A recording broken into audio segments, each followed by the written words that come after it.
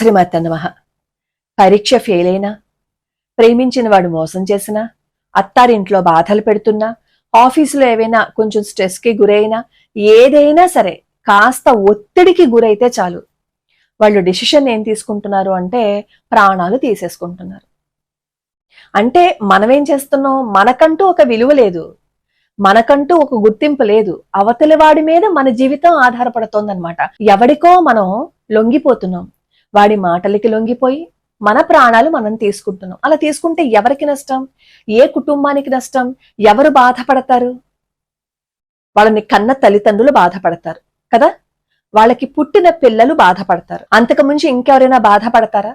మనల్ని ఎవరైతే బాధ పెట్టారో వాడు హాయిగానే ఉంటాడుగా, వాడు సంతోషంగానే ఉంటాడు కదా. వాడిని అలా ఎందుకు వదిలేయాలి మనం? వాళ్ళని ఎందుకు అలా వదిలేసి మన ప్రాణాలు మనం తీసుకోవాలి? ఏ పరీక్ష ఫెయిల్ అయిపోతే దాని నుంచి పాఠాన్ని నేర్చుకుని చక్కగా చదివి మళ్ళీ పరీక్షలు రాయొచ్చు కదా.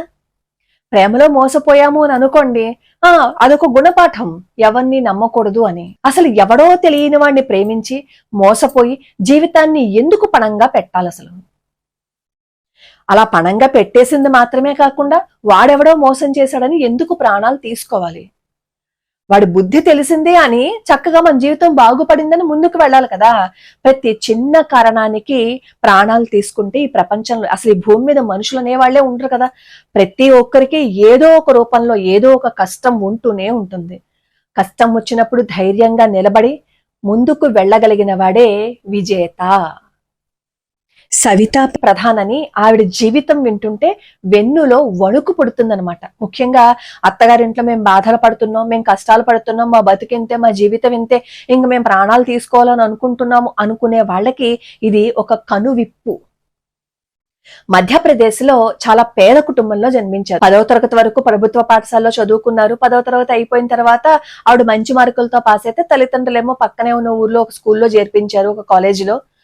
వీళ్ళ ఊరికి ఒకటే బస్సు, అది కూడా ఎప్పుడు వస్తుందో తెలియదు. అందుకని ఆవిడ పక్క ఊరికి నడిచి వెళ్ళేవారు. నడిచి వెళ్ళి వాళ్ళ ఇంట్లో వాళ్ళేమో బయాలజీ తీసుకోమన్నారు, ఆవిడకి ఇష్టం లేదు బయాలజీ తీసుకోవడం, కానీ బయాలజీ తీసుకున్నారు. అదే సమయంలో ఈవిడికి ఒక సంబంధం వచ్చిందనమాట.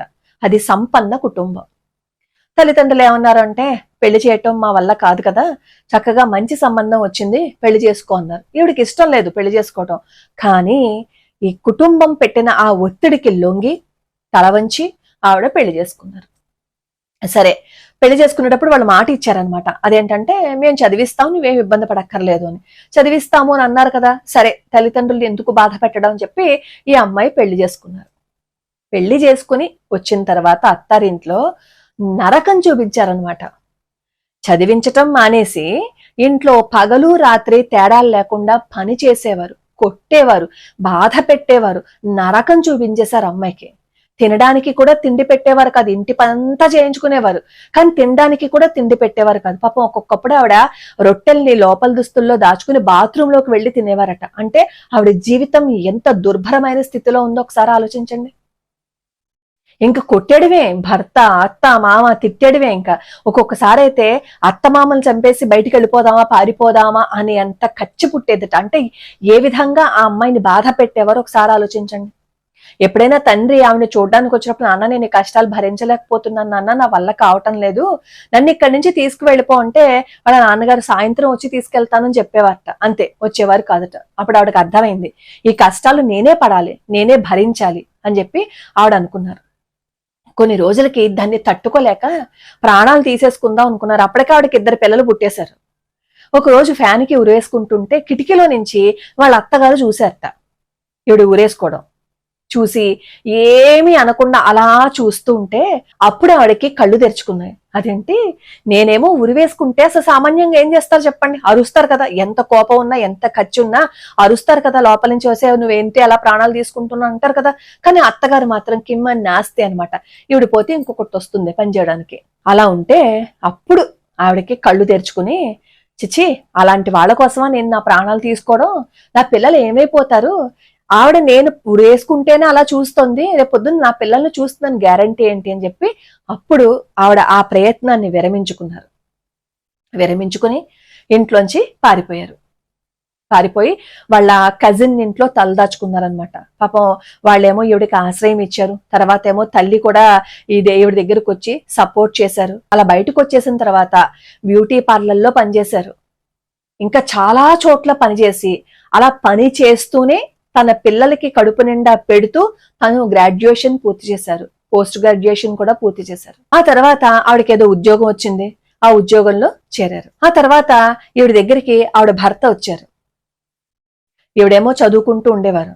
ఒకసారి పరీక్షకి వెళ్ళడానికి ఆవిడ సిద్ధమవుతుండగా వాళ్ళ భర్త వచ్చారనమాట. వస్తే బకెట్లో మూత్రం పోసి ఆ మూత్రాన్ని ఆవిడ మీదకి విసిరారు. అయినా కోపం తెచ్చుకోలేదు ఆవిడ. ఆవిడ కళ్ళ ముందు కనబడుతోంది, నేను రాయవలసిన పరీక్షకి సమయం అయిపోతోంది, ఇప్పుడు వాదన పెట్టుకుంటే సమయం కుదరదు అని.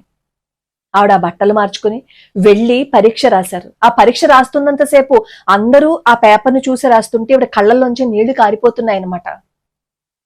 ఏడుస్తూ పరీక్ష రాశారు. తర్వాత యూపీఎస్సి ప్రకటన పడిందనమాట. ప్రకటన పడితే అది చూసి ఎలా అయినా సరే నేను ఈ ఉద్యోగాన్ని సంపాదించాలి అని అనుకున్నారు. దానికి అసలు ఎంత కష్టపడాలి చెప్పండి.